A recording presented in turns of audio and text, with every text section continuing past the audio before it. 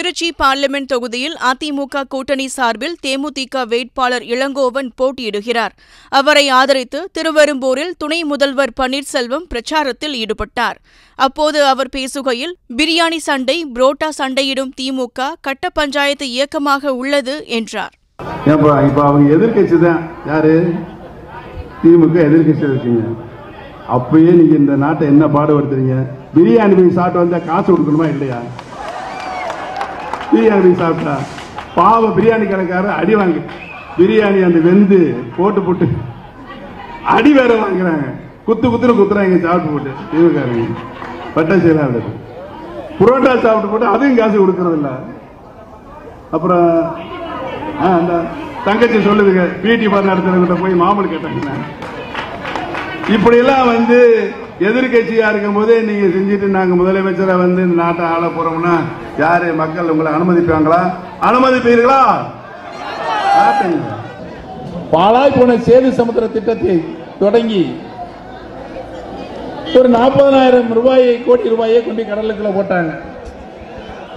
அது எத்தனாயிரம் கோடி ரூபாய் அவர்கள் வீட்டுக்கு வந்து சேர்ந்தது என்று கணக்கே தெரியாது. ஸ்டாலின் அன்னைக்கு தேர்தல் பிரச்சார கூட்டத்தில் அவர் பொய்யான புலக மூட்டையில அவுத்து விடுறாரு.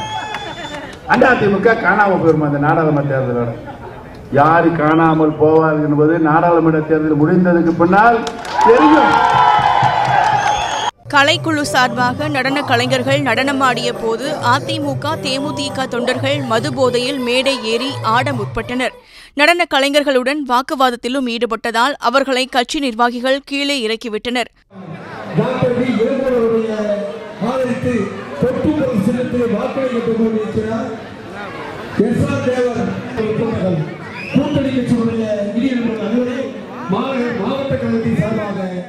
துணை முதல்வர் பன்னீர்செல்வம் பேசிக் கொண்டிருந்த போது அவரை மறைத்தவாறு மேடையில் நிர்வாகிகள் நின்றதால் அவர்களை கீழே இறங்குமாறு தொண்டர்கள் கூச்சலிட்டனர். கூட்டத்தில் கூட்டணி கட்சியின் பெயரை சொல்லும்போது தமிழக மக்கள் முன்னேற்றக் கழகத்தைச் சேர்ந்த ஒருவர், வராத கட்சியின் பெயரை சொல்கிறீர்களே, எங்கள் கட்சி பெயரை சொல்லுங்கள் என்று புலம்பினார்.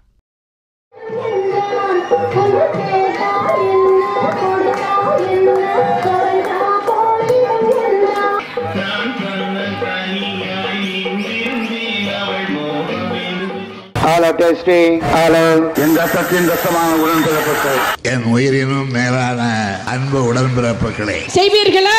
நீங்கள் செய்வீர்களா? அத்தனை கட்சி கூவி அழைச்சு இன்னைக்கு கூட்டணி சேர்த்திட்டு இருக்காங்க. யுத்தம் செய்ய மாட்டேன்னு போயிட்டேன்னு சொன்ன உன்னை கோவலைன்னு சொல்லுவாங்க.